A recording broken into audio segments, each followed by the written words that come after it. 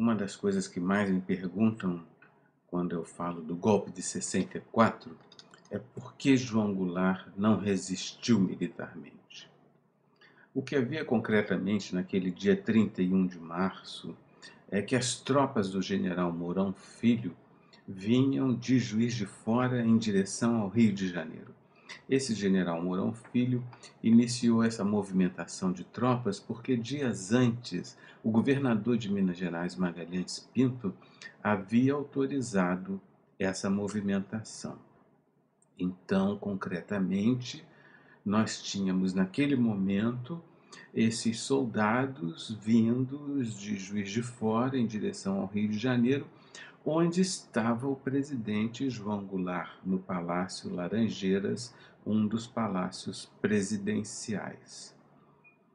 No dia seguinte, pela manhã, depois que essa notícia se espalhou, era o dia 1º de abril, chovia bastante, e na base aérea de Santa Cruz, aqui no Rio de Janeiro, o coronel Rui Moreira Lima, que era um coronel leal a João Goulart, ele resolveu fazer um reconhecimento das tropas de Mourão Filho. Pegou um avião, um Paris 1, e fez um sobrevoo, na verdade, 2 sobrevoos sobre as tropas de Mourão Filho, que já estava na região de Areal, um pouco depois de Juiz de Fora, em direção ao Rio de Janeiro. Os soldados ficaram apavorados, achando que iam ser metralhados pelo avião do coronel Rui Moreira Lima. Mas, na verdade, ele voltou para a base aérea de Santa Cruz, onde havia deixado 4 pilotos de prontidão ao lado de seus caças F-9. Esses 4 pilotos foram difíceis de encontrar, porque no dia 1º os militares já estavam aderindo inteiramente aos golpistas, e então seria possível que o coronel mandasse seus pilotos metralharem, impedirem a evolução das tropas de Mourão Filho. Entretanto, para fazer isso, ele precisava de uma ordem presidencial, uma ordem do Palácio Laranjeiras, que nós sabemos nunca veio.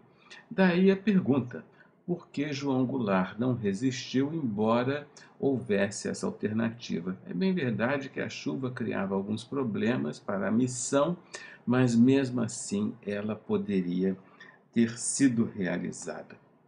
Evidentemente que uma das razões que explicam a não resistência de João Goulart diz respeito ao fato de que ele perdeu todo o apoio militar.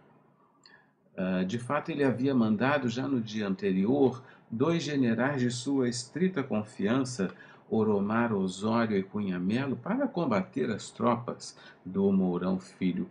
E o que aconteceu foi que os soldados, sob as ordens desses generais, aderiram aos golpistas, e os generais nem voltaram para contar a história lá no Palácio Laranjeiras. Além disso, o comandante do exército em São Paulo, Amaury Cruel, um exército importantíssimo, e esse general, inclusive Cruel, era compadre de João Goulart, ele também aderiu aos golpistas. E isso foi um baque tremendo para João Goulart. Como se não bastasse, o general comandante do 1º Exército, Moraes Âncora, aqui no Rio de Janeiro, foi ao palácio e disse o seguinte para o presidente Goulart: presidente, é melhor o senhor deixar a cidade, porque corre o risco de ser preso ou coisa pior. Então, definitivamente, não havia nenhum apoio militar para Goulart resistir ao golpe. Ele então dirige-se a Brasília. Vai para Brasília, não para resistir, mas porque lá estava sua mulher, seus filhos. Ele precisava também pegar alguns documentos pessoais. Lá em Brasília, curiosamente, o famoso antropólogo Darcy Ribeiro, que na época era chefe da Casa Civil, havia reunido no Teatro Nacional cerca de 1.000 trabalhadores que estavam esperando armas para resistir, para defender o governo Goulart. Nós sabemos que nada disso deu certo. E lá em Brasília ele verificou que o comando militar do Planalto também não lhe seria fiel. Goulart ainda gravou um manifesto à nação que deveria ser divulgado pelos rádios, mas não conseguiu, porque as rádios já estavam sob controle dos golpistas. Esse manifesto, no entanto, nós temos o texto dele, é muito curioso, um documento muito interessante e pouco conhecido.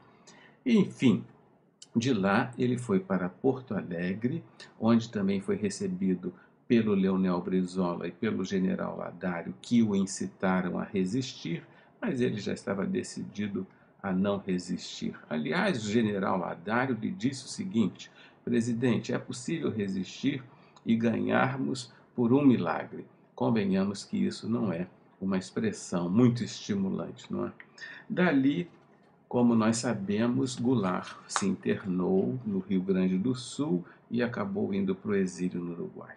Por essa razão, por falta de apoio militar, ele não resistiu. Muito bem, essa é uma causa importante.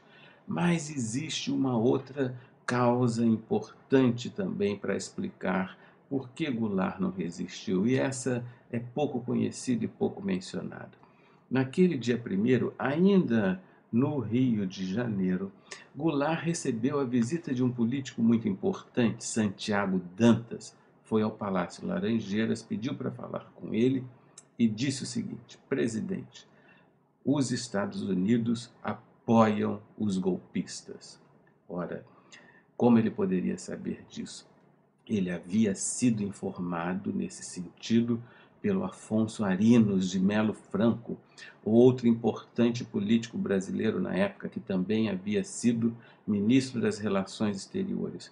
Afonso Arinos, dias antes, havia sido nomeado para uma secretaria sem pasta lá no governo de Magalhães Pinto, o mesmo governador que autorizou a movimentação de tropas do Mourão.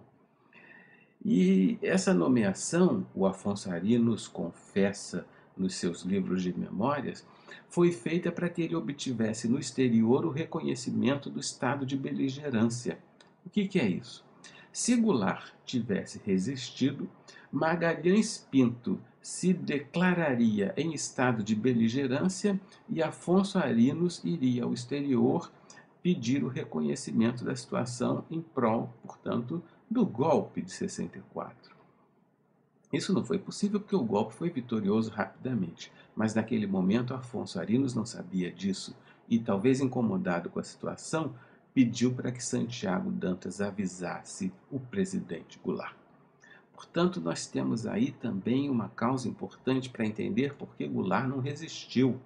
Não apenas a falta de apoio militar, não apenas o temor de derramar sangue de soldados brasileiros, mas também, e não menos importante, o apoio dos Estados Unidos aos golpistas.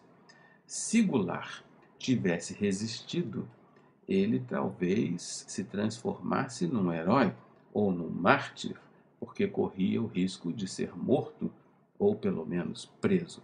Nós todos sabemos que a memória valoriza os mártires e os heróis. Portanto, a decisão de Goulart não contribuiu para a melhoria da sua imagem, da sua memória. Mas nós devemos reconhecer que a decisão dele foi prudente e realista. Até o próximo vídeo.